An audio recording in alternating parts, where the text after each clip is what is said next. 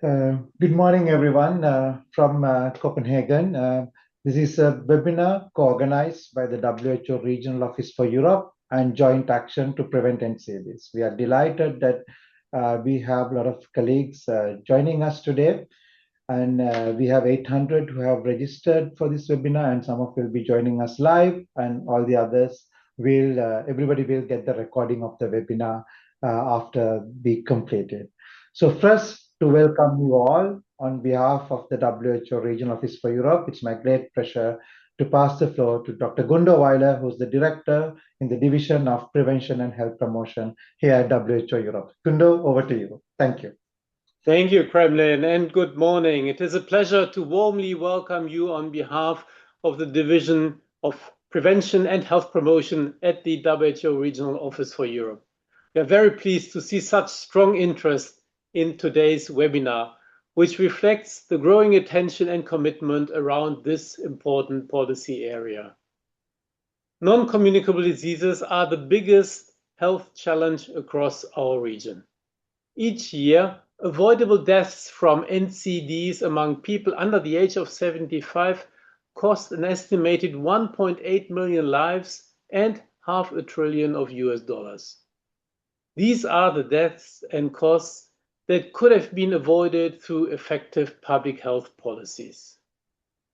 Over the last decade, the region has made good progress in reducing premature mortality, but more recently this progress has slowed down, and we are now falling short to meet the Sustainable Development Goal of 1/3 reduction of premature mortality.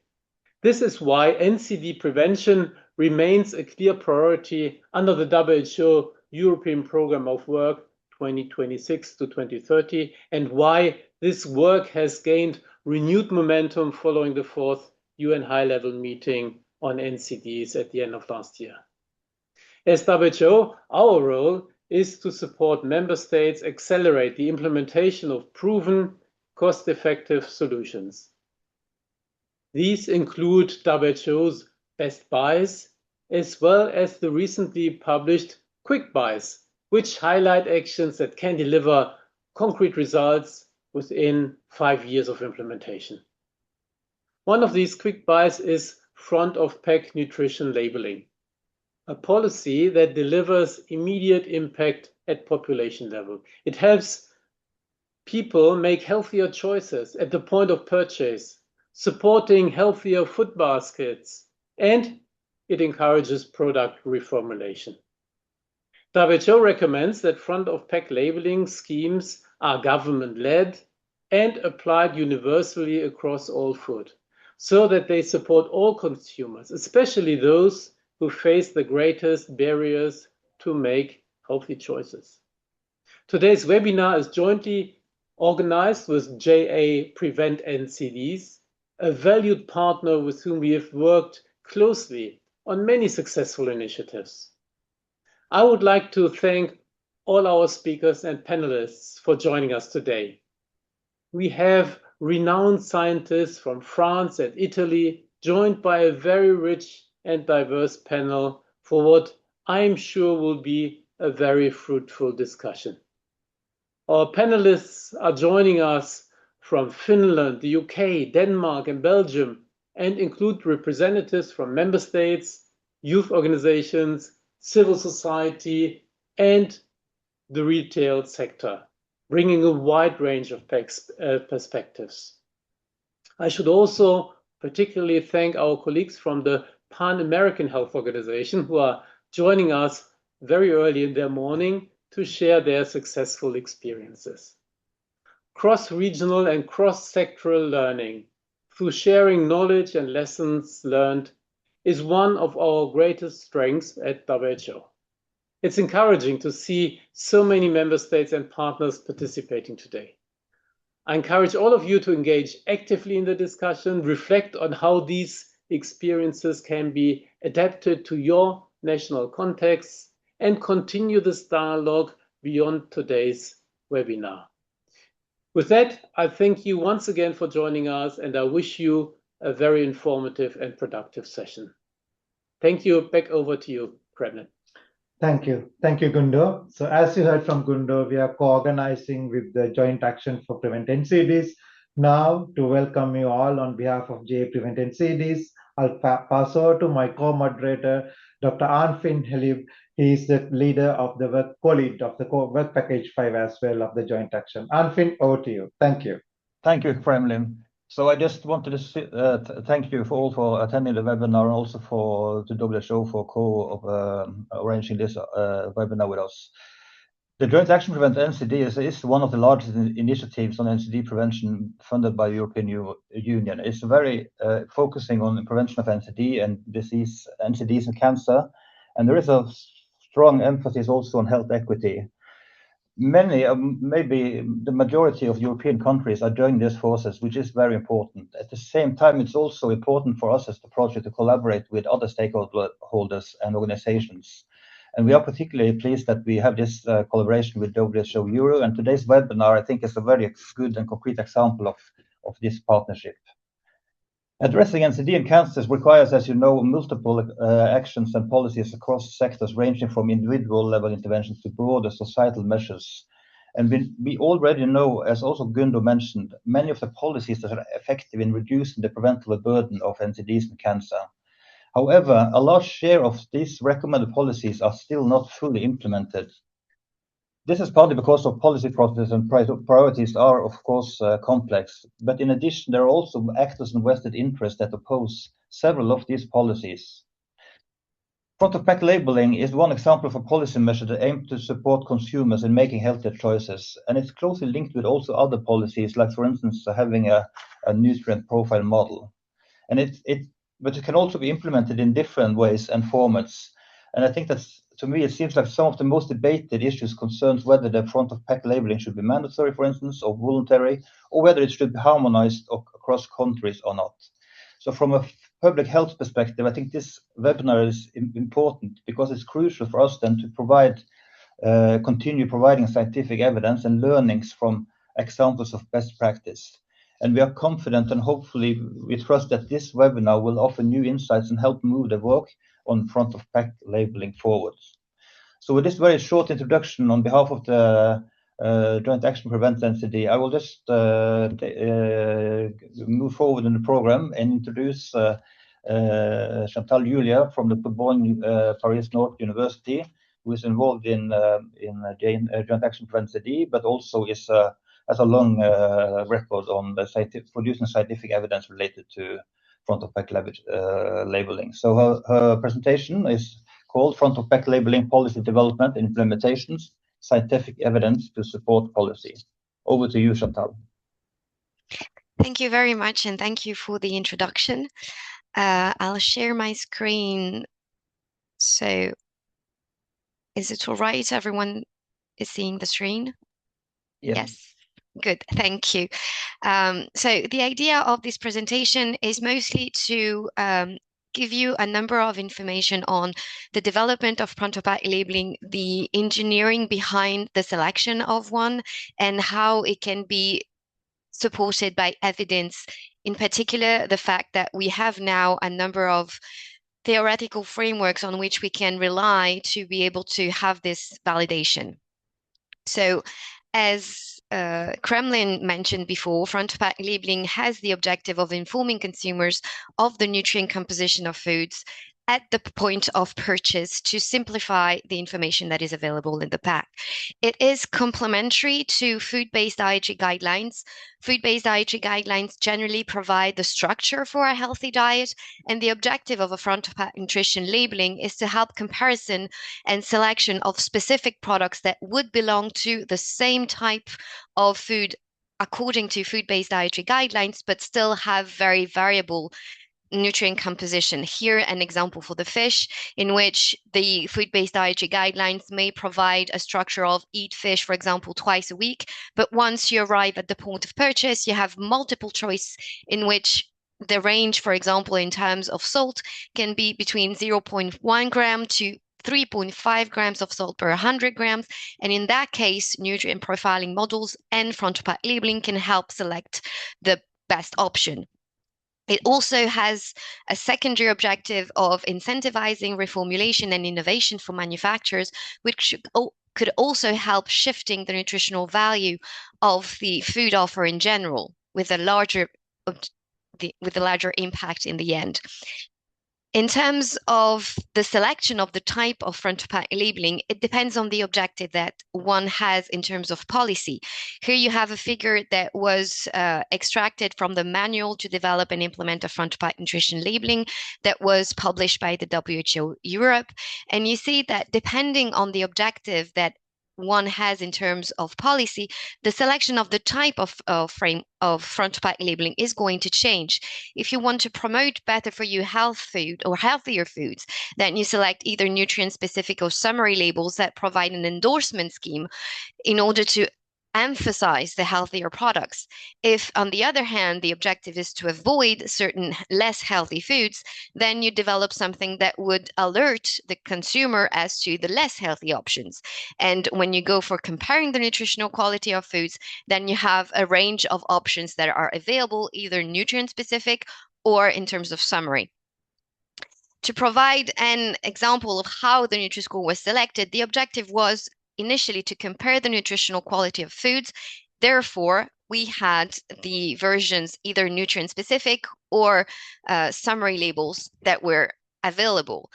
Based on scientific literature, France decided to go for a summary label because summary labels tend to be, well, better understood, in particular for vulnerable populations, than those that are based on nutrients, because it requires a level of literacy to be able to understand the information that is provided by each nutrient and prioritize your priorities in terms of nutrients in a healthy diet, which requires a level of resources that is not necessarily available to all subgroups of the population. Second, summary label can be affixed on all foods, contrary to an endorsement scheme that highlights only the healthier foods. Therefore, we aimed for a summary graded label. And finally, color coding appears to have a much higher range effectiveness, in particular when you use semantic colors, because they are readily interpretable by the consumer, with green meaning let's go and red you need to wait a bit. So that led to the development of a graded summary label that ended up being the Nutri-Score in the end. In terms of validation, there has been a large body of literature about validating a nutrient profiling model or the graphical design that is then developed for a front-to-pack nutrition labeling system. Here are the different steps that a consumer goes through in terms of validation of front-to-pack nutrition labeling system, considering that we have the Nutri-Score is a summary graded label. It relies on a nutrient profiling model. So there was first a validation effort to ensure that the nutrient profiling model was associated with health prospectively, which would then lead to potentially improvement in the nutritional quality of the diets and therefore gains in terms of health. And second, here is the different steps to validate the graphical design to make sure that the consumers understand it, see it, and use it in purchasing situations in the end. So I'm not going to go through all of these, but highlight a few of these efforts in terms of validation that can easily be replicated in other settings. In terms of prospective association with health outcomes, it was tested, the nutrient profiling model underlying the Nutri-Score was tested in multiple cohort studies, both in France, in Spain, in Italy, or even in the EPIC cohort study in the whole wide Europe. And the results were quite consistent, showing that the consumption of foods with higher scores on the nutrient profiling model that underpins the Nutri-Score is associated with a significant increase in developing a range of chronic diseases, in particular cardiovascular diseases, cancer, and type 2 diabetes. All of this was consistent, highlighting the validation of the nutrient profiling model underpinning the Nutri-Score. But then it was necessary to validate the format of the system. Here you have the one of the types of validating studies that can be done, which is validating objective understanding. Objective understanding is considered to be a measure of whether the consumer understands the information that is provided in the front of pack label as intended by its designer. It's measured through tasks of ranking food products or identifying healthier food products.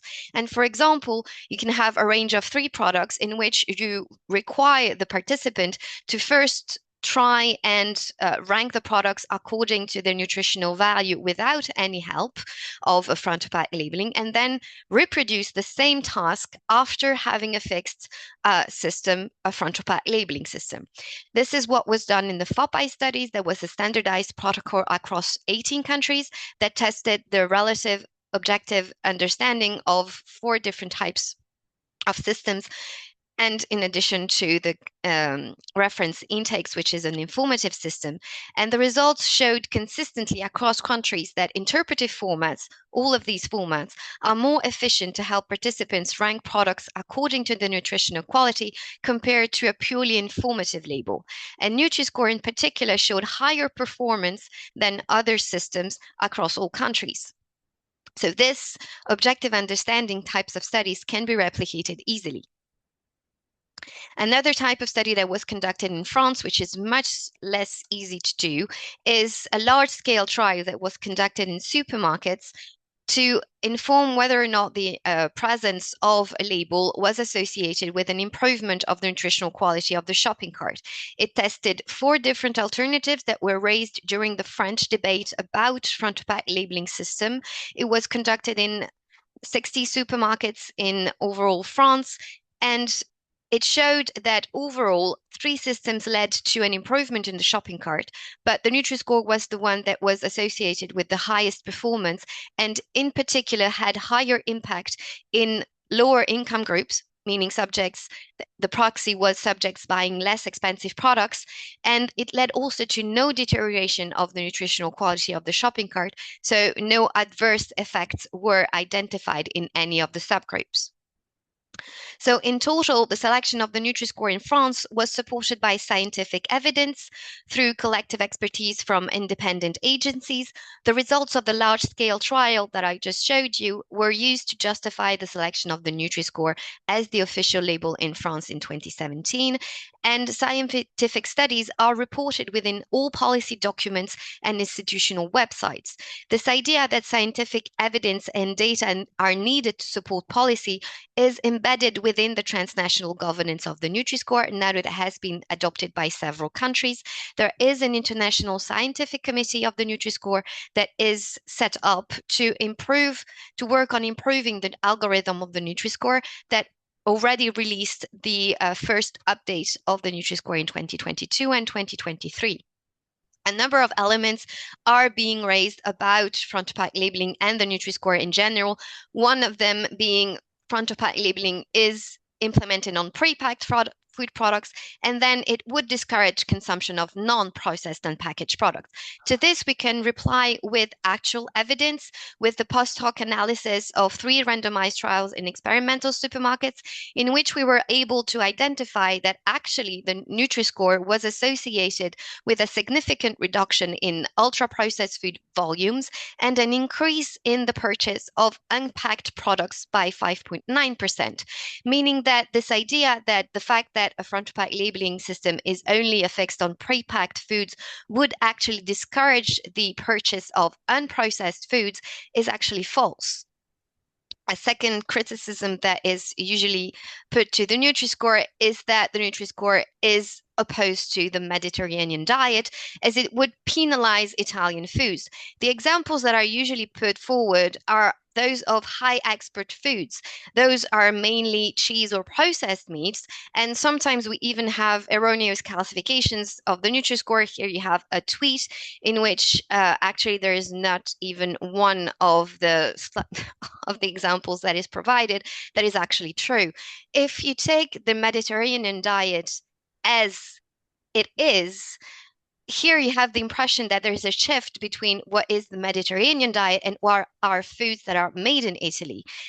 examples that are put forward, being processed meat or cheese, do not reflect the Mediterranean diet, and they're not actually promoted in the Mediterranean diet as they are at the top of the pyramid.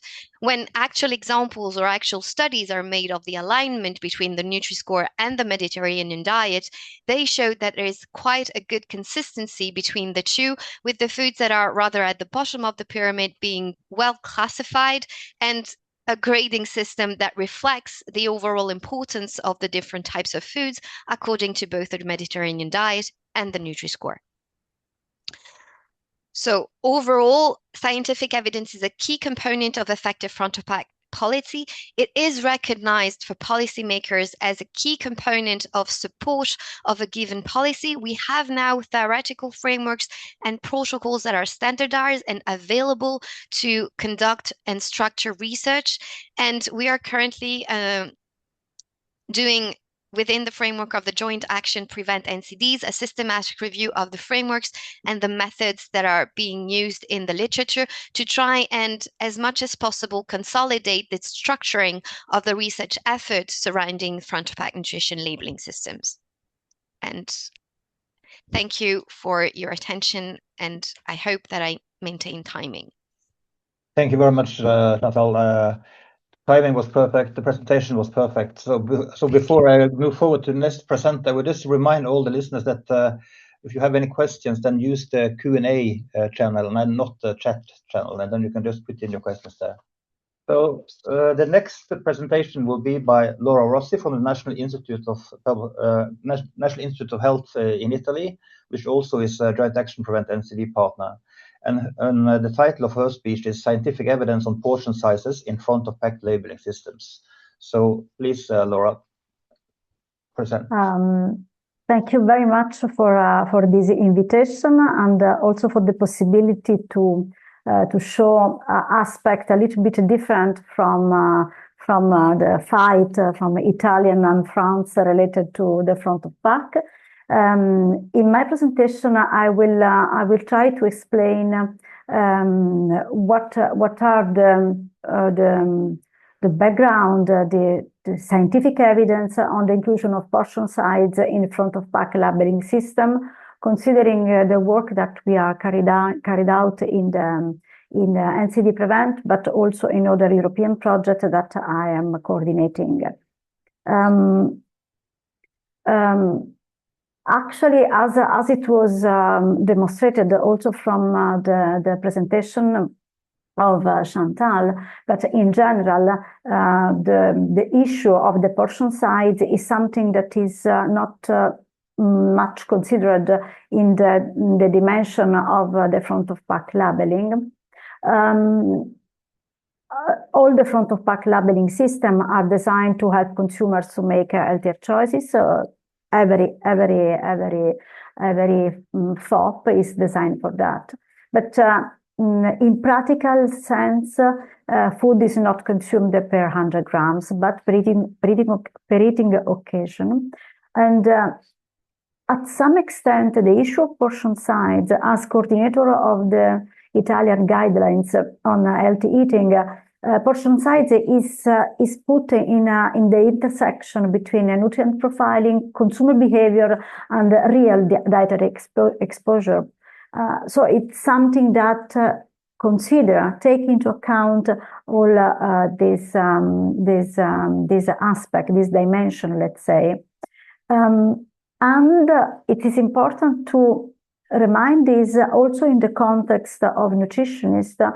Portion size is not consumer choices or private sector choices or something different, but reflect food environment, reflect the packaging, reflect the unit size, reflect the social norms. There is not a system that is best in absolute or worse in absolute. There are strengths and limits either of the 100 grams reference versus the portion size. For 100 grams, as we just heard, it is important for comparability, support reformulation, but as I mentioned, it does not reflect real life consumption, could underestimate the exposure for unit-based foods and could distort risk perception, maybe could weaken the FOP effectiveness, because the idea of 100 grams of olive oil, for example, is not realistic. Why portion size? Because could influence the label interpretation, is related with the amount consumed, is linked to eating occasion, is not perspective, as you know. It is not the topic of this presentation, but in general, there are countries that are more prone to the directive attitude and other with perspective attitude. But for us as a public health operators, let's say as a public health people, the most important aspect of the portion size is there is an alignment with the dietary guidelines. There is also coherence across public health, other public health tools. What we are using in our actions to define portion size for consumer guidance, we are a strong collaboration with the colleagues in the UCD, the University College of Cork, that are working specifically on the method to define recommended portion size based on the analysis of the guidelines, because we think that this is a strong connection point.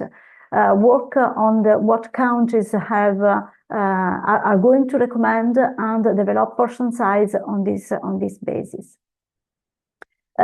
With this colleagues carried out this analysis, showing what kind of guidelines are proposing quantitative food-based dietary guidelines, and you could see in violet there that in Europe we have large coverage of guidelines with quantitative portion size. So it's something that we consider possible at European level to find a kind of agreement, a kind of harmonization of portion size, at least at European level. The colleagues also provide an algorithm that seems complicated, but is not so complicated having the data on the basis. These algorithms would permit to produce the portion size that could be harmonized at European level, and according to our idea, could be used as a basis for development of a front of pack that is based on real consumption and not on and not only on hypothetic value as 100 grams. Using all this background, I wanted to show you what we are doing in the two projects that I will mention.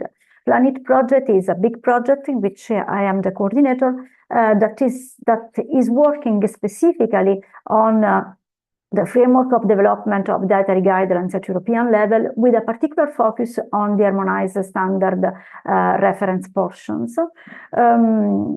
For the reason that I already mentioned, the importance of having harmonized portion to contribute to balanced diet as defined by the governmental health professionals.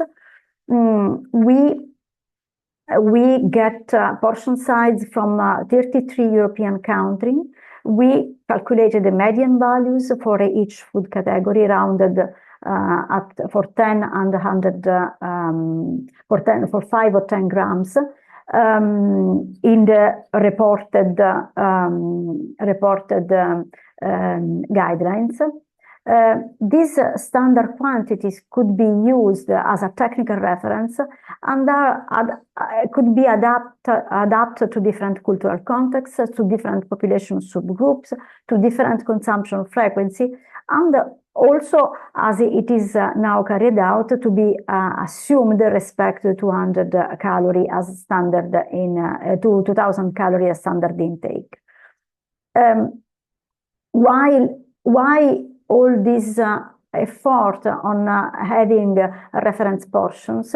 Because we consider this as consumer-facing messages that could remain qualitative, but could have an emphasis on food portions and a balanced diet. This is the first exercise that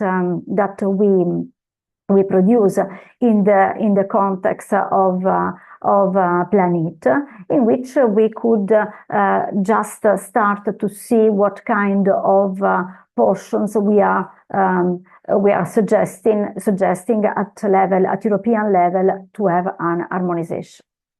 The same exercise or similar exercise we are carried out in the framework of Prevent NCD, in particular in the task 5.3.3, with the idea of having going further the harmonization, but also aiming to the reduction of portion size in order to encourage lower energy intake, balanced diet, and reduction of food waste. Portion size should be harmonized at the level of food categories, age groups, and within the European public health framework.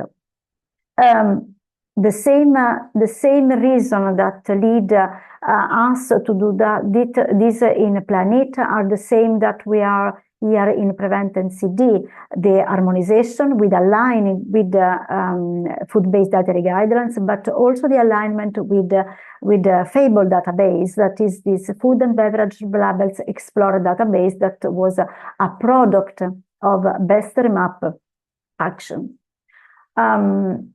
What will be the product of this activity? A practical tool for daily food choices based on portion size recommendations integrated into public health guidance. We will produce a report on this aspect, on all this information, a causal loop diagram. We do not have enough time to explain this kind of methodology that is very interesting, and that all this will be exploited in scientific publications, and the ongoing research will be to explore the relationship between portion size and the digital out-of-home food environment to support policy development. Last but not least, the design of a weekly healthy menus for children in particular, based on these recommendations, on this portion size, to see how this portion size works once put in the menu, and this translation is not obvious in some cases. Conclusive remark. We all agree that front-of-pack labeling is a public health tool. We consider that it's very important to be considered in real dietary exposure. Food is eaten per occasion, for eating occasion, not for 100 grams, and this issue of the portion size is something that is not enough considered up to now in the discussion on FOPL. Portion size link science and behaviors, because connect nutritional profiling, consumer behavior, and actual intake. 100 gram is robust, but is incomplete.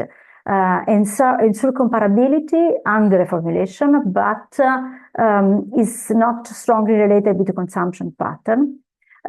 Harmonize portion strength coherence, and this is something that is important to consider when you link FOPL with dietary guidelines in particular, and the projects that I mentioned are working in that sense.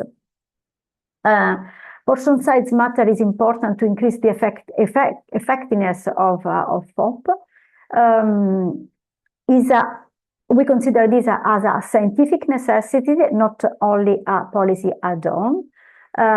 we need harmonization at least at European level. We need the integration of portion size also for other aspects of dietary behavior, including food waste. We consider a coherent approach to combine dietary guidelines, food environment to maximize the public health impact. And thank you very much for your attention, and hope to be in the time. Thank you, Laura. Thank you for those speakers from France and Italy. It's good to hear both presentations emphasizing the importance of front-of-pack labels as a public health policy to support the population, but also the needs for a strong scientific algorithm or nutrient profile models, and the role of scientists there to work together and collaborate to ensure that. So thank you. With that, we move to our next speaker, who is Fabio de Silva Gomez, my counterpart, regional advisor for the Pan American Health Organization of the WHO, a region where they have universally applied front-of-pack labeling policies in many countries. So Fabio will bring the experience of some of the evaluation and what is their experience of when you try to introduce policies of universally applying front-of-pack labels. Fabio, over to you. Thank you very much, Kremlin. Hope you can see my slides. So yeah, starting from the problem and its causes, it's very clear that we have almost 1/3 of the deaths caused by high blood glucose, hypertension, overweight, and obesity, which are closely linked with the excessive amount of consumption of sugars, fats, saturated fats, trans fats, and sodium.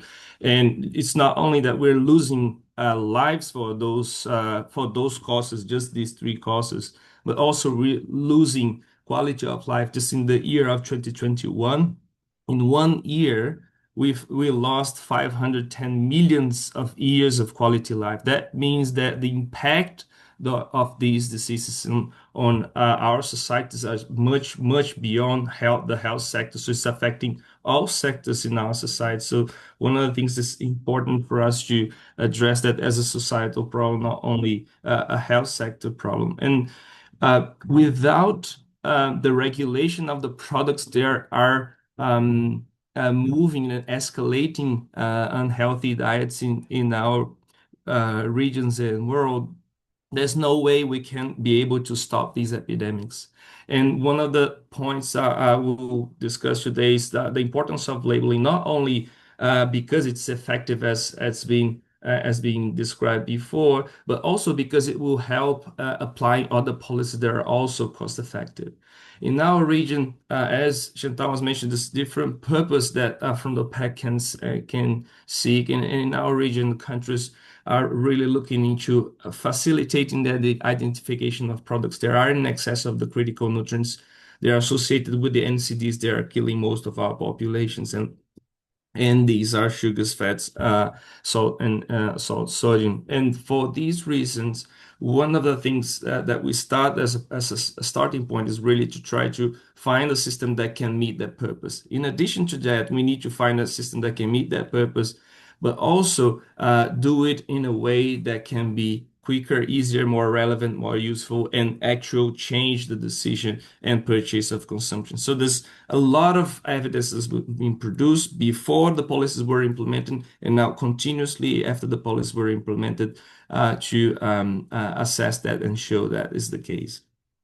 And that's one of the reasons. That's some of the reasons why the presence of and the adoption of front-of-pack octagonal warning labels have flourished in our region to support the countries and the populations to protect the healthy diets and also the public health. One of the things that's important, and I'll try to show some of the nuances, is as we leave that process, as countries were starting to implement those policies, and as the evidence evolved, we also evolved our guidance and our lessons from the weaknesses and the strengths of each of these policies for every new country to adopt it, should be providing the population the best policy options we have.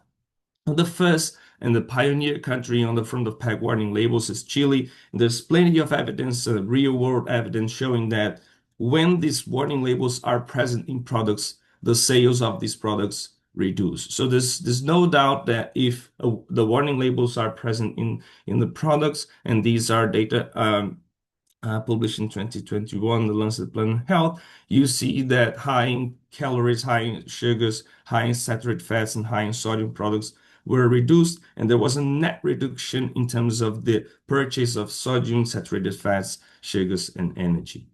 And this continues. So it's not that the first phase of and the first years of implementation, there was a drop, and we continue to assess that. And you see that after 3 years of implementation, the reduction in sugar, in energy, in sodium, saturated fats purchased by consumers continues to reduce. You see 37% drop on sugar, 23% on energy, 22% on sodium, and 16% on saturated fat. And how the one of the asks was how industry in our region react to these policies. And at the beginning, you usually see non-compliance or some non-compliance. And some companies are like in Chile, we have published some cases where were brought to the Supreme Courts of the countries. This was one case that 1 year after the Chilean legislation was put in place, some companies decided just not to comply with the legislation, maybe see what will happen. And you see that at the end, the Supreme Court ruled in favor of the legislation, the protective of the public health. So they had to comply again with the policy. So there are some companies that at the beginning they will try to not comply, see what will happen, and other companies will start even before the implementation to comply because they want to be prepared for a more regulated market. So they want to be prepared. They know this is coming, so they will get ready for a market that's more regulated. On your right, you see Mexican officers from the Consumer Defense Protection confiscating products that were not complying with the legislation. There's one missing. They were omitting one warning label. So they say maybe no one will notice that, or maybe there won't be an enforcement. And I think they've made a good job in protecting public health with the information that is required for consumers. But then you see that as this evolves, all companies see that it's important, it's helpful for the population, but also it's a necessity, and they need to comply. So you see later in Chile in 2020, evidence already shown that almost more than 90% of compliance, 93.6% of the companies were complying with the legislation. The other thing that we see is, although as I've shown, there's different policies, and we learn from each of these. And there's attempts every time that a new policy is coming up in a new country, there's attempts to weaken it, but we also have the opportunity to strengthen it. So as you see, we learn from each of these policies to always try to improve it. And this is one example of how the policies reflect on real life in a shelf, in a product that's sold in every of these countries, the same product. But you see that in Ecuador, the legislation allowed the front of pack labeling to be placed in whatever place they wanted to be in the package. So the front of pack labeling became a back of pack labeling when there is a red in the case of Ecuador. So you have to be very specific on how your legal wording to make sure there's no attempts from industry to hide the information. In Brazil, the nutrient profile model was so weakened that this product doesn't require any warning even for sugars. In Chile, you see the first country, there wasn't a very precise description of how the warning label should be placed. So you see that industry found a way to comply with the legislation and still put it in a sort of hidden way, almost on the lateral side of the front of the package. Peru, the same. As we evolve that wording, you see now that in Argentina, in Mexico, in Colombia, we have a better legal description of legal wording on how these should be placed. And you see on the shelves, in the front of the package, the warning labels without the option of the industry trying to hide that information from consumers when the products are displayed on the shelf. The other thing that is not an objective on the policy, but we call it a positive parallel effect of the front of pack warning labels is the induction to change the composition of the products. And you see here the exact same product sold in 4 different countries in our region. And the only thing that is different in these 4 countries is the regulation they have in place. So in the USA, you have no front of pack labeling at the moment. In Peru, you have, and Chile and Mexico, you have. But the thresholds of the nutrient profile model of these countries are different. And in Mexico, they took our recommendations, our recommended nutrient profile model for the region of the Americas, and you see that the amount of sodium has reduced to half of what we have in the US. So we still have some reduction in Peru and Chile, but that reduction is right on the border of the nutrient profile model, showing that it is possible to change the composition, and it has been done. And it's not only an anecdotal evidence that I'm showing here, just I think it's easy to illustrate, but it's also scientific evidence showing those reduction in the content of sodium, sugars, energy, saturated fats in products, and this comes from Mexico as an example. But also we have from Chile and other countries. So here you see that this product is sold in the US. If it was going to be shipped to Mexico, it would need to have 4 octagonal warning labels. But the same product sold in Mexico now has 2 octagonal warning labels, meaning this company has 2 options and it can ship one or another option to any country. But because there's a regulation in Mexico, they ship the option on the left with 2 warning onlys. And in the US, they're still selling an option with the 4 octagonal warning labels. Another example that compares some countries in our region with countries in the European region. So you see here the exact same product in France, UK, and Argentina. So the amount, if you just compare France and Argentina, the amount of sugar in these products is almost 1/3 of the calories of these products coming from sugars. And you see in Mexico about the same.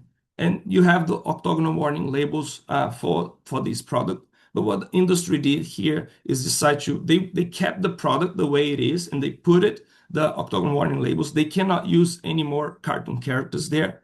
But they also created another option that doesn't have any warnings and can bring back the cartoon characters and advertise, but is 454% reduced in sugars.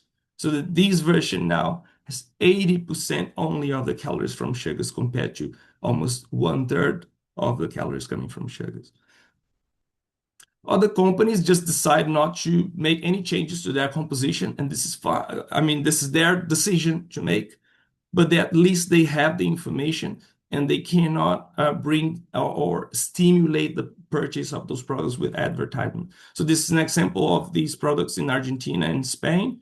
So you see that the composition, well, I'm not showing the composition, but telling you the composition of the products is the same, but at least the consumer has clear, direct, easy to find information about the excessive amount of sugars, fats, saturated fats, and calories found in these products. The other thing is being mentioned that it could be a barrier to international trade, and the experience has shown that that's not the case. You see, even in small countries like Uruguay, you see products coming from all over the world in all our countries, and there's no issue related to compliance. You see products from the US in Uruguay or India, products from Thailand in Chile or Germany in Chile complying with and applying the warning labels. Products coming from Denmark or the US into Peru.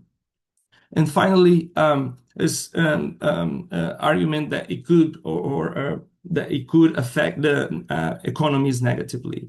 And none of the data that has been assessed in Chile or in other countries have shown a negative impact to economy.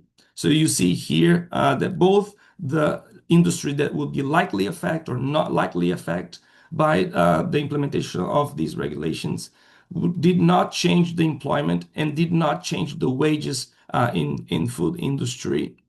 And the same was found in Peru.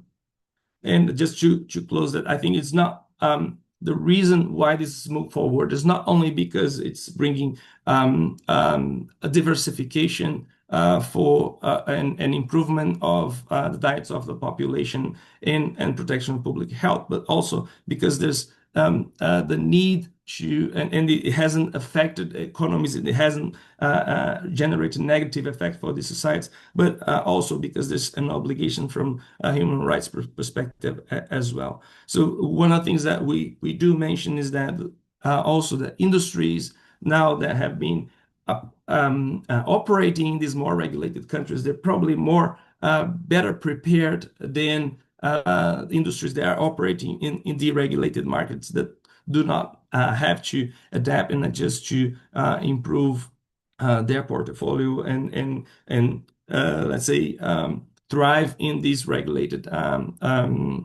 spaces. So with that, I'll end here, and thank you very much for your time. Thank you.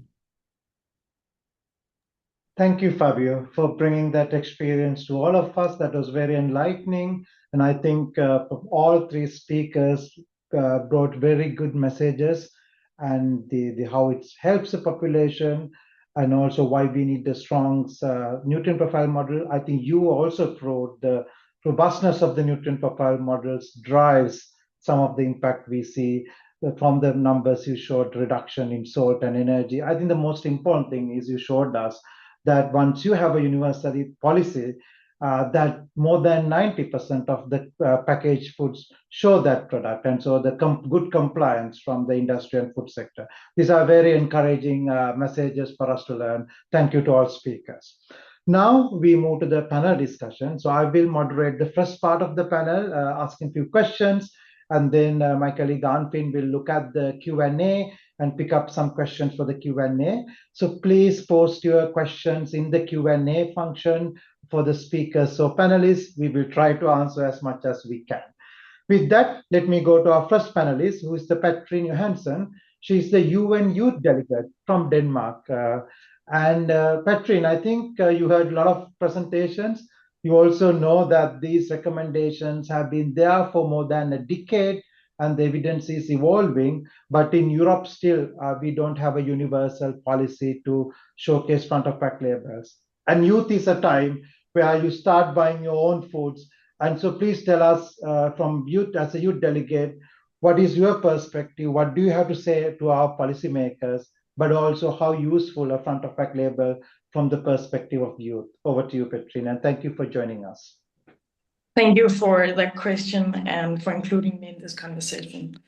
So we all know that being healthy and making healthy choices is expensive and difficult. And most young people don't have the resources to navigate that, as we're, as you said, just learning to buy our own food and cooking and having our own household and all this.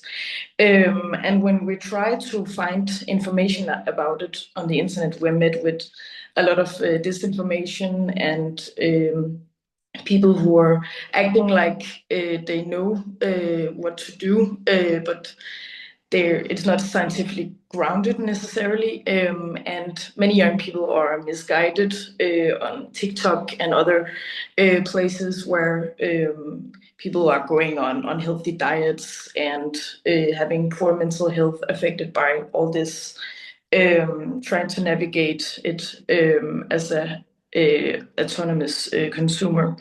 And as a scientist of university, social scientist, I don't believe that I know enough about the nutritional value of different things to actually make the healthy choices. So if there was something to make it easier for me to make the healthy choices, I would, because I do think most people, and also young people, do want to make the healthy choices. So why make it difficult for us and expensive? So my ask for the policymakers is really just to make it easier and scientifically grounded and also cheaper to make the healthy choices, because I do think we all want that. And yeah, so. Thank you. Thank you for that. Thank you for your thoughts. Next, we will go to Finland.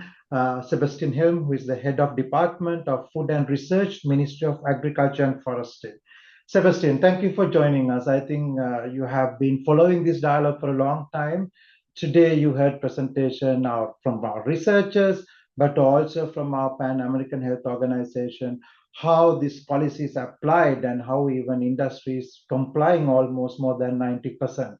So with that, what are your reflections as Europeans, and what are your messages for the policymakers here and what we should focus on? Sebastian, over to you. Thank you, Kremlin, and thank you for organizing this very important webinar. I'm intrigued by the presentations, and especially I was so happy to hear from Fabio about the experience in the Latin American region, because as Europeans we are not exposed to that market and those experiences. So it's very important for us to hear how the front of pack nutrition labeling works in that region. I was firstly I was intrigued and also very interested to hear that how far it's spread now. When I had more to do with WHO and FAO 10 years ago, it was just picking up and not much had happened in Latin America. But it seems like that now most of the Latin American countries are on board with the warning labels. It was interesting to see that the Central American countries are not really there yet, and it would be interesting to know why they have not joined in the project. It was also very interesting to hear that the effect on reformulation has been so strong in Latin America. I think the examples that you showed, Fabio, were really encouraging, because when we talk about front of pack nutrition labeling here in Europe, we kind of see reformulation as a positive add-on, but I think that many of us think that the effect of the nutrition labels will be in more direct on the consumer picking a certain product from the shelf. So it's good to hear that industry has picked up on the opportunities for reformulation as well. Also very interesting as a legislator, I work for the government in Finland, so it was very important to see that the language of the legislation makes such a big difference on how the nutrition label or the warning label is actually placed on the label. So I think that's something that I will certainly think of. I think in our legislation we usually talk about having to put labels on the part of the etiquette which is first seen by the consumer, but I think even that leaves a little of room for interpretation when you have labels going around a circular product. So interesting too. And actually my last point would actually be a question to you, Fabio. Do you think you would be able to elaborate a little bit on what the view of a label such as Nutri-Score is in Latin America? Because you are in the opposite situation from us in the Nordic countries. In the Nordic countries, we have the heart symbol and we have a keyhole symbol, which are positive front of pack nutrition labels. We try to pinpoint the healthy alternatives, whereas in Latin America it's the other way around. You have the warning labels saying that do not eat these, and of course Nutri-Score falls in between, in that it both gives a positive message and a negative message. And I'm curious to hear whether you have given any consideration to a nutrition score, to a Nutri-Score kind of label in Latin America, or whether you will stay on the path of just using warning labels. Thank you. Thank you, Sebastian, for those reflections. Fabio, do you want to give a quick response to Sebastian for the last question? Yes. Yeah, because of the purpose of the policy is really to help identifying the products that are excessive in critical nutrients. We have when we test Nutri-Score and when we assessed it in randomized control trials, we showed that the octagonal warning labels work best because you have the direct information for the consumers on those nutrients. So for the purpose that is sought in our region, that's clear. The other thing is that once you apply that, you don't need to apply to 100% of the products. You just need to apply the warnings to the products that are excessive in. So this also, let's say, helps the products that do not require to apply those if they are not, excessive in. So there's also an improvement or a support in terms of implementation for the ones that wouldn't need to apply that. So yeah, for now, yeah, I think that one is serving us our purpose and its effectiveness. Sebastian, I think the reformulation may be also coming from the fact that it's a policy which requires universally, everyone has to, it's not a voluntary policy. That may also drive the reformulation, right? Regardless of the type of label and the robustness of the nutrient profile model and cutoff values. Thank you. Yeah, that's probably true, Kremlin. One more point that I would like to make that I forgot to make was that sort of, and I think Chantal missed that also. I mean, Chantal, you showed beautiful results on how people interpret the Nutri-Score logo, but I think the sort of the question that we always get in the end trying to introduce Nutri-Score is that, does it really work? Do you have results on a population scale? I think Fabio showed some results of decrease in the consumption of unhealthy foods. Do you have numbers like that from France or the Central European countries that are using Nutri-Score? And of course, the ultimate test of whether this works or not would of course be whether we see sort of real population size health improvements in loss of obesity or something like that. But I realize that is not dependent on only a front of pack nutrition label, but that I think that is the holy grail that we are looking for, that would be needed to convince everyone that nutrition labels is a big part of solving this problem. Thank you. Yes, this is a question that we have multiple times, as do we have monitoring systems in place to ensure that we are able to capture this effect on consumption. The difficulty that we have with the Nutri-Score is the fact that it's a voluntary procedure, meaning that we cannot track at one given point in time which foods had the system and which foods had not the system, which means that we would need to rely on very heavy assumptions as to when the Nutri-Score was introduced to be able to show anything in this effect. We have a number of experimental studies. For example, we have conducted an experimental study in a catering system in which we showed that in a few months it led to a decrease in the calories, sugars, and I think it was saturated fats that were consumed in that experimental study.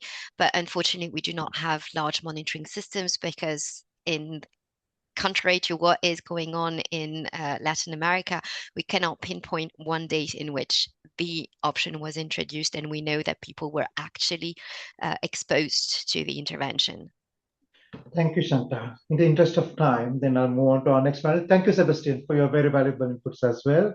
To Alison Tedstone, she's an independent nutritionist, but also she's a former chief nutritionist of England. Alison, when England introduced the traffic light labels or front of pack labels, you work as the chief nutritionist, and it was a voluntary scheme. Now, looking back at all the evidence and what you have seen, what are your reflections for today's policymakers? But also, Alison, can I please add a question that we discuss about this obesity, reducing obesity? There are several questions in the Q&A. They are saying, can front of pack label reduce obesity? How would you respond to that today as an advisor to the government if you were the... Yeah. Thank you. So I was desperate to answer Sebastian's question, actually, because it seemed to me that you can't expect an information-based scheme to tackle a societal problem like obesity. And in a way, we're rather wrong to hypothesize that that could be the case. With all the things going on in the food chain, the economics of the food chain that is about selling us more every single day, it would be unexpected to have a food label that just is doing one thing to be able to tackle such a big thing. However, I'm a big proponent of front of pack information on food labels. It's a very important thing. As Kremlin said, 15 years ago, the UK introduced a voluntary scheme, traffic light labelling. And what we have learned from that is a voluntary scheme can take you only so far. It is not universal. Last time it was assessed, it had a 75% uptake on products. I suspect if we were to do an assessment, we would find it would be lower today. I think, though, for the UK, because it was all that time ago, really the only thing that existed was the positive health ticks and whatnot that happened in Scandinavia. So at that moment in time, I would say we weren't ready for a mandatory scheme.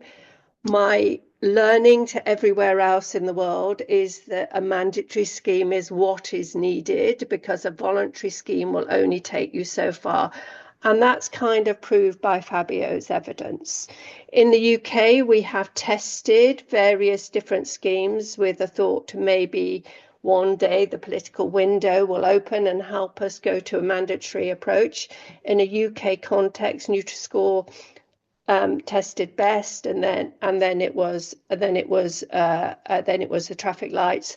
What tested the very worst, though, were all the positive messages, and actually that's supported by the universal academic literature that says that positive messaging tends to be overplayed by people, and they overinterpret what it means. So I do think that any country that goes to this now should go straight to mandatory and recognise that voluntary will never be universally uptaken.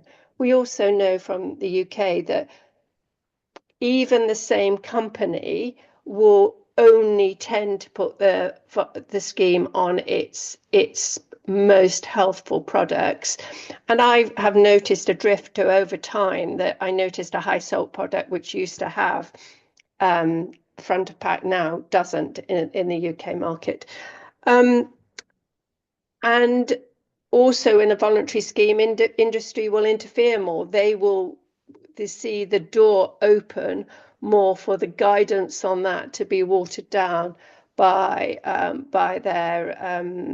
lobbying, and that's just something that does happen. Kremlin, is there anything else you want me to say? I got carried away. I just want to say, though, that in the UK, front of pack, which is voluntary, exists against a mandatory background. So we have advertising restrictions that are mandated. We have promotional restrictions within supermarkets that have been mandated. And all the time we've had a voluntary reformulation program. So the front of pack exists within the context of everything else going on. I think that's quite important to remember. You can't just have front of pack by itself, or it won't do anything. Alison, I think that's one of the messages we started. There's no one single policy which will tackle obesity, and then how can we implement this package of cost-effective population level policies? Thank you for reflecting some of the challenges and your key learnings. Next, we go to Marco Silano from Italy again. Marco, I think we heard you are coordinating large scientific projects.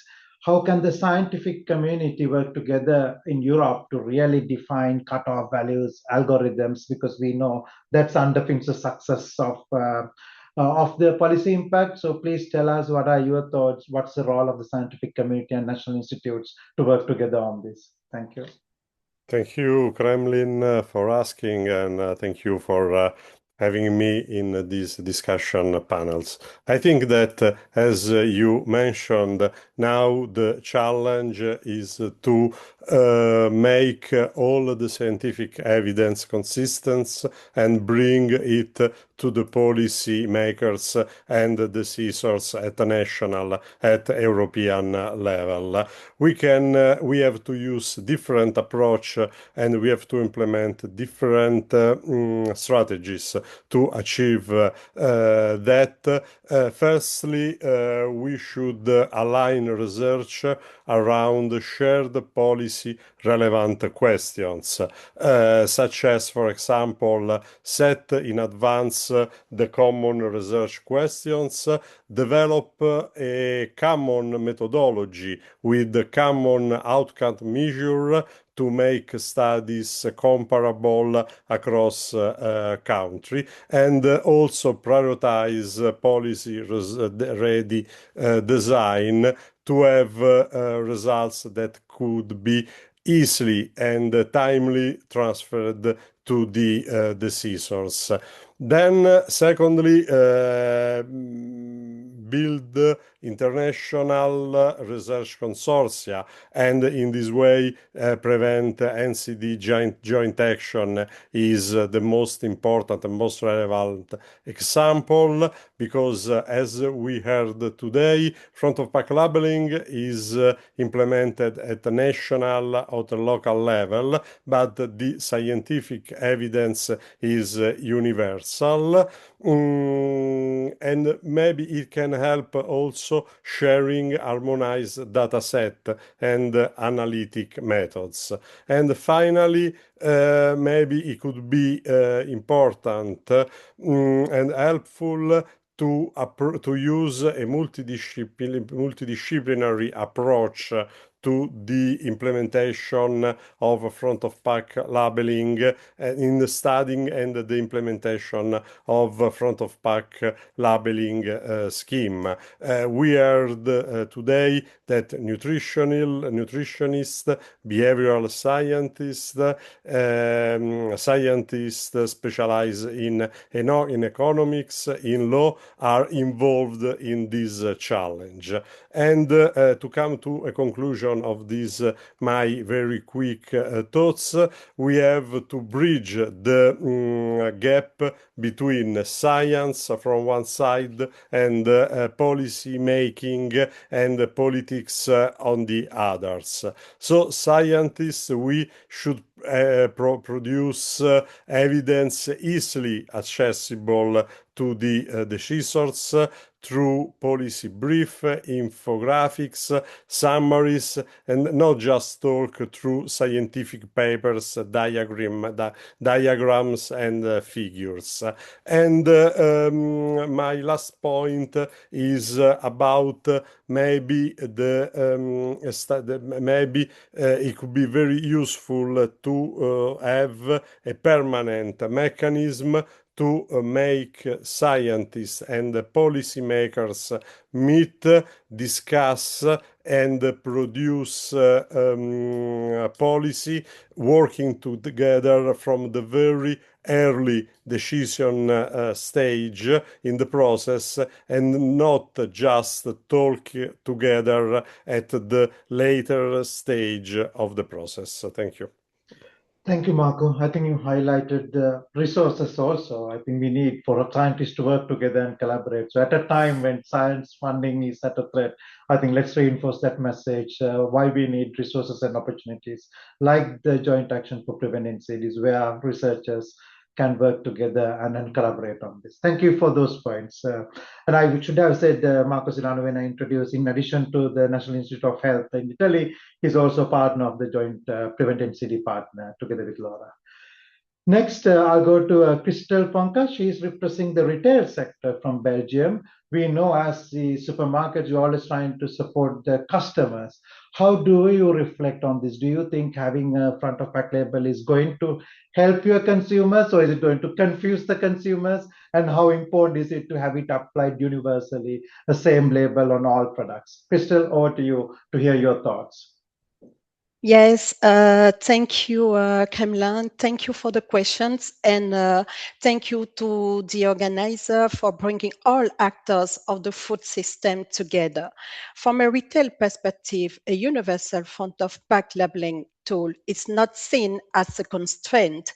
It is seen as a powerful public health driver to empower consumers, because we meet millions of consumers exactly where food choices happen every day, right at the shelf.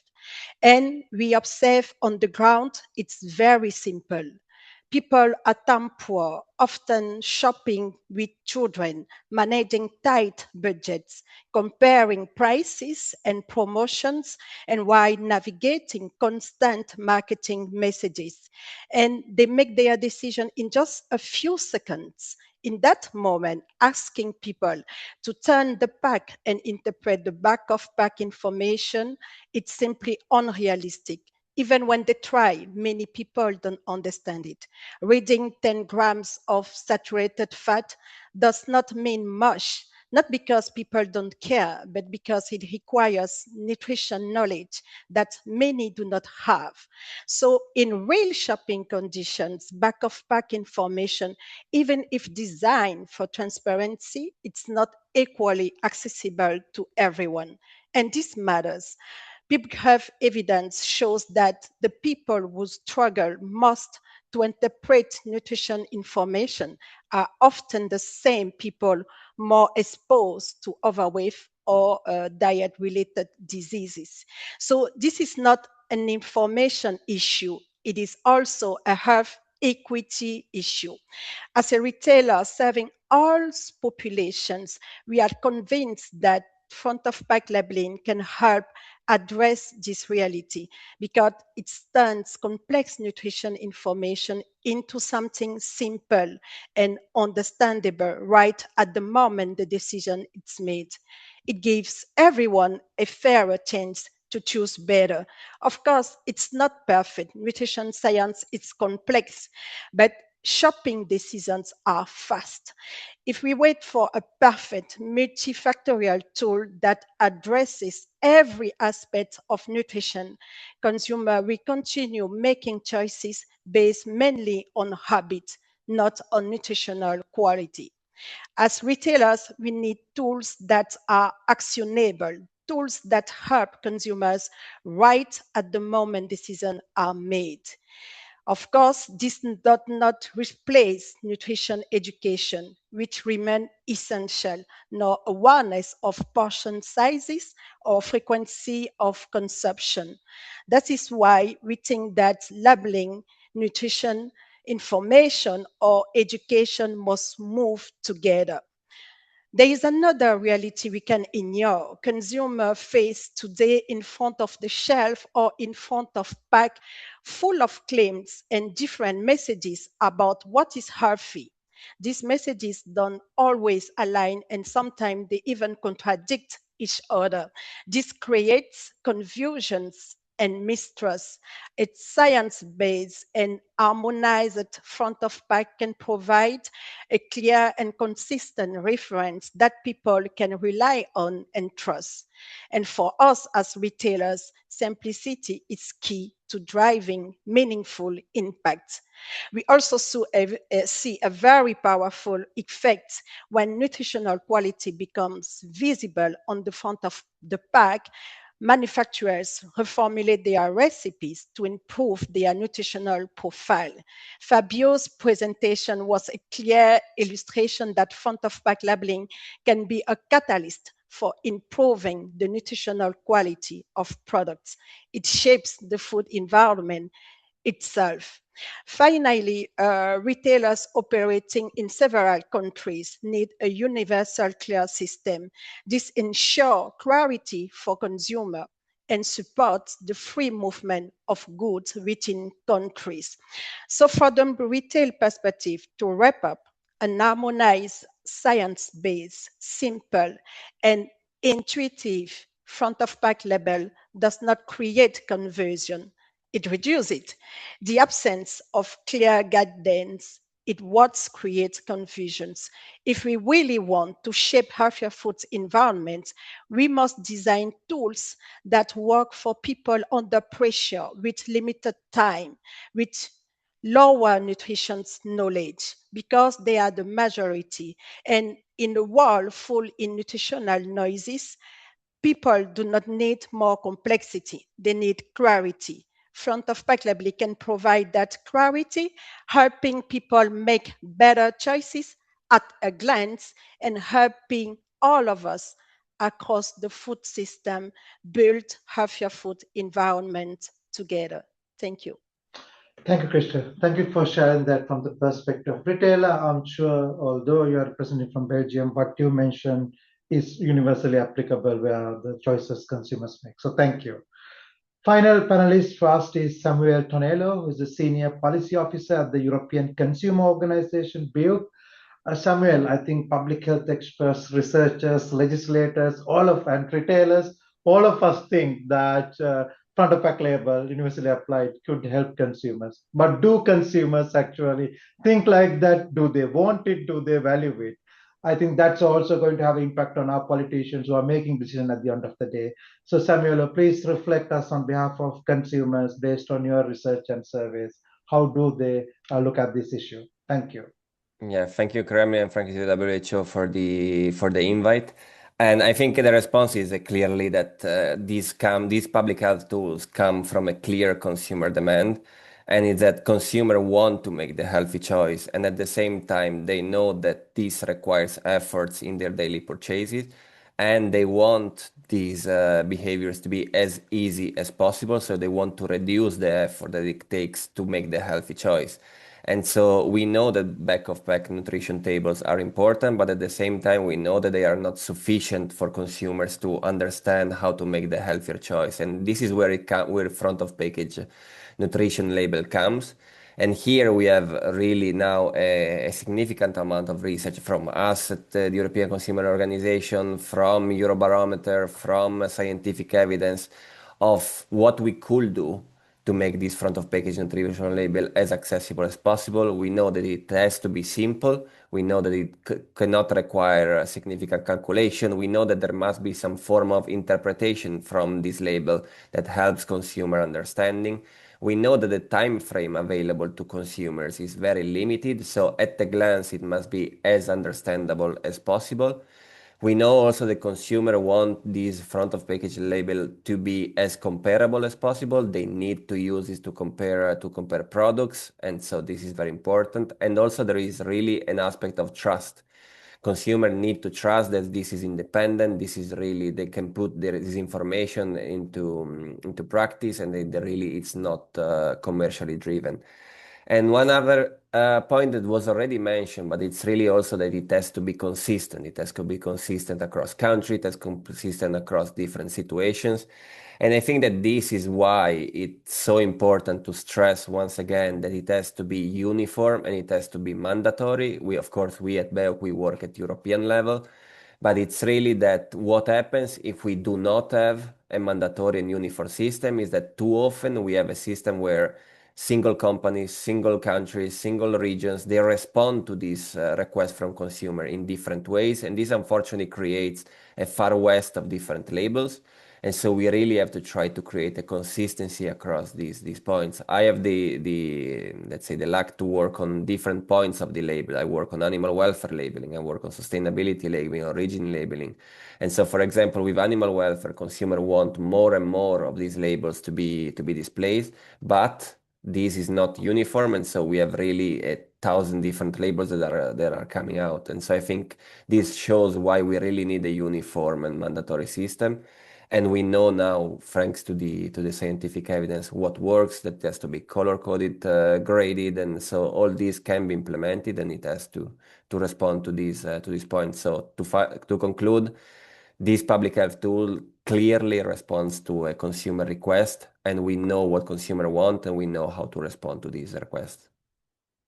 Thank you, Samuel. And with that, thank you to all my panelists. And I'm going to hand over to Anfinn to pick some questions from the Q&A and see what we could do in the remaining few minutes. Anfinn, over to you. Thank you. Thank you. So thank you all again for this very interesting webinar. So I have the honor to lead this Q&A session with only a very few minutes left. So I think that I try to merge the two of the topics that have been raised. So the first one is related to involvement of industry. It would be nice if anyone you could say a few words about how you think that whether interaction with industry is something that should be done and in what way. The second question is related to more the health equity question regard. I think it's been raised through the discussion, but also there is a question related to how to make sure that rural population, people with lower literacy, also can benefit from the tools. Also, perhaps in terms of prices, whether this labeling also impact on the prices. So these are the two issues that any one of you can respond to in the industry involvement eventually, and how that could be done, and also this issue of health equity. I don't know who. Yeah, okay. There seems to be a quiz. Let me start with Chantal, since you are on the first one, and be short because we have very limited time. Yes, I'll try and be short. So in terms of industry involvement, I think we're all clear that industry involvement needs to be very limited in the stage of the development and the selection of the system. And as consumers have said, it's important also to ensure trust. So if industry is anywhere involved during the development process, it's sure to reduce the trust that consumers can give to any given label. So this is for industry involvement. And on the second issue of equity, there are ways of ensuring that there is not a loss of effectiveness of a label through research. For the Nutri-Score, we have made multiple stratified analysis to ensure there is no loss of effectiveness according to the socioeconomic level, and we also had specific experiments that were conducted with low literacy groups that showed that the Nutri-Score did not lose effectiveness or even was more effective in those vulnerable groups, which is indeed one of the key elements of developing any form of front pack labelings today. Thank you. Okay, let's go rest through the names. Fabio. Yeah, maybe I'll address the inequities and issue. And the price. So there's been studies in our region with indigenous populations in Guatemala showing that the front of pack labeling. In our case, we're studying the octagonal warning labels. They were easily understood by these populations as well. So even with children, it works. They can notice those warnings very easily and help make them the decisions. There's also evidence that there isn't any price changes on the food supply because this is done in a universal way. So there's no generation of premium products or something that would be expected to generate any different in prices. So there hasn't been any negative impact on prices either. Over. Thank you. Sebastian. Thank you, Arnfinn. Just like Chantal, I would caution against bringing in the food industry at any early stage of implementing a front of pack nutrition label.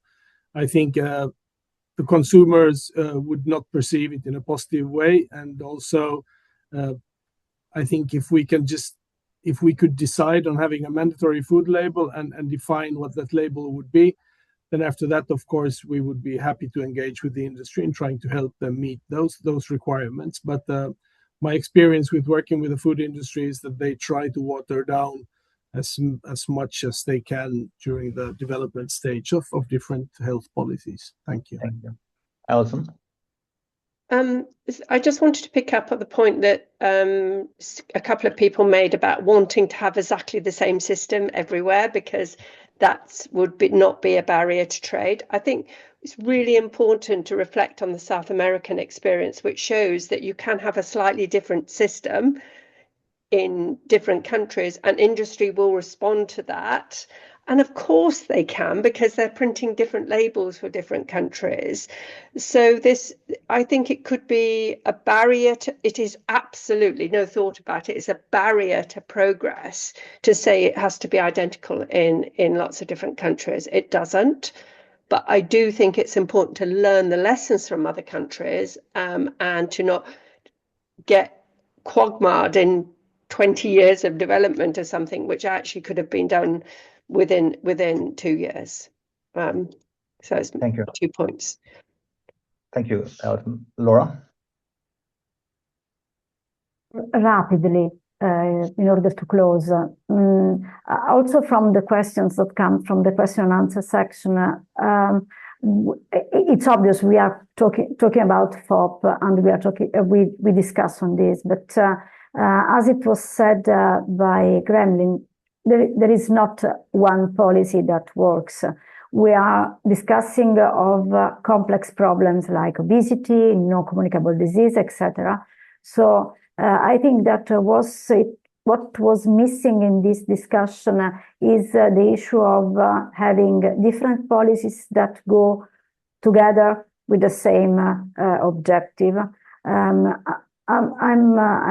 quite, I invite the attitude to be sure of something that someone of you have, because you are probably better convinced than me, but In this system, in the nutrition system and consumer behavior, things are a little bit more complex than we could imagine, and change behavior is very complicated. Thank you. Samuel, you get the final word. Thank you. Now, I just wanted to reiterate a point made by Chantal and Sebastian, and that in many of the topics we discuss is with industry involvement is at which point of the process should they be involved. And it's really at the beginning and the start. It's like, what are the goals? The goal is public health. The goal is saving lives. The goal is this. And then we develop according to the best scientific evidence we have. Afterwards, once these tools are developed, then how do we make sure that all actors involved can apply what has been decided as best as possible? And this is where everyone should be listened. So in all the debates, it would be really good that we start discussing at which point of the process do we involve the different stakeholders. Thank you. Thank you all. Kremlin, we have less than 1 second to round up. Do you want to say some very clever words in the end?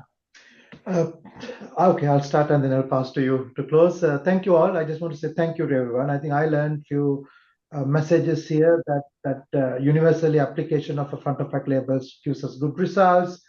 And I think any fears about implementation and compliance, Fabio's presentation really showed that more than 90% of the products show a warning label like that. Means we can be very confident about the compliance, and that's really good. Companies are implementing it. And then also the point about that we should not be wait for evidence to show that it reduces obesity. I think we need to overcome that question and ask the right policy question. We probably need a broader discussion and awareness raises among policymakers and others about what outcomes are we looking for, given, as Alison said, obesity is a societal problem. One label will not solve a societal problem. So really clear on the evaluation and the evidence. Those are my concluding remarks. With that, Arfin, I want to thank you for Prevent NCD for co-organizing this with us. It was a great pleasure. And I want to thank Sumudhu Kasturarachi from our team and Alex for organizing IT and our communication teams to working with us. Finally, to all the panelists and speakers for your valuable time, and all the attendants who registered for this public webinar and joined us. So thank you on behalf of WHO Europe, and over to you, Arfin. Any final remarks and closure? Thank you. Thank you. I don't have any more remarks other than just responding to you, and that thank you for this nice collaboration. I think that has been a very helpful and useful webinar, and I hope that we are able to arrange similar webinar at a later stage. And I can also promise that I will bring a tie next time, so we are kind of match each other in terms of the dress code. So I don't know if I'm the one to make the phone closer, but again, thank you all for listening, and we hope to meet you again sometime. Thank you all. Bye. Thank you. Bye. Thank you very much. Bye. Thank you.